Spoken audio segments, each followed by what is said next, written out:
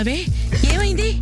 అమ్మా అది చెల్లి ఏమైందే? అన్నయ్య, అమ్మా నా ఫొటోస్ అన్ని నోట్ ఫొటోస్ గా మార్ఫ్ చేసి సోషల్ మీడియాలో అందరికి షేర్ చేస్తానని బెదిరిస్తున్నాడు. ఎవడ్రాడు? అది నువ్వు లోన్ తీసుకున్నావంట కదా, అది రీపే చేయలేదని నా ఫొటోస్ అన్ని సోషల్ మీడియాలో అప్లోడ్ చేస్తానని వార్నింగ్ ఇస్తున్నారు. అవునరా, మేము మాయ కూడా ఫోన్ చేసి నువ్వు తీసుకున్న లోని వాణ్ణి కట్టమని గోల్ చేస్తున్నారంట, లేదంటే ఇంటికి వస్తామని బెదిరిస్తున్నారంట. నేను తీసుకున్నది 20,000 అమ్మా, కట్టింది 45,000. ఇంకా ఎంత కట్టాలంట? మరి ఏంద్రా ఈ గొడవ?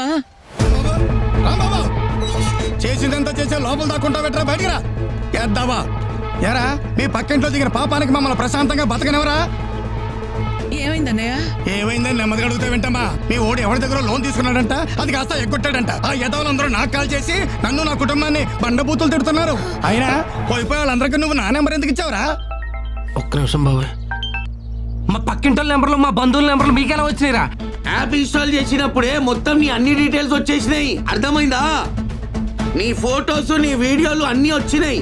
రే, తీసుకున్న దానికి అసలు దానికి మొత్తం వడ్డీ కట్టేశాను కదరా. కట్టిందే లేట్ ఫీజు, పెనాల్టీ దాని వడ్డీకే సరిపోయింది పైసలు. అసలు ఎవరా మీ అమ్మ మొగుడు కడతాడా? రే, ఇదంతా మోసం రా, మీరంతా చీటర్స్ రా.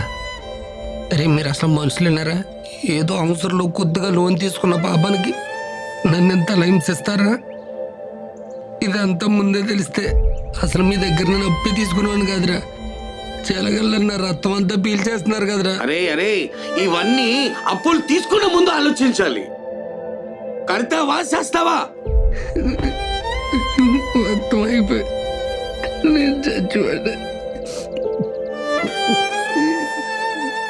ఇలాంటి యాప్స్ డౌన్లోడ్ చేస్తే మీ కాంటాక్ట్స్, ఫొటోస్, వీడియోస్ మరియు బ్యాంక్ అకౌంట్స్ హ్యాక్ చేసి డబ్బులు కట్టకపోతే ఆ ఫొటోస్ని రాంగ్గా మార్ఫింగ్ చేస్తామని బెదిరిస్తారు. అందుకే ఇలాంటి వాళ్ళని రిపోర్ట్ చేయండి. 1930కి ఫోన్ చేయండి, లేదా మీ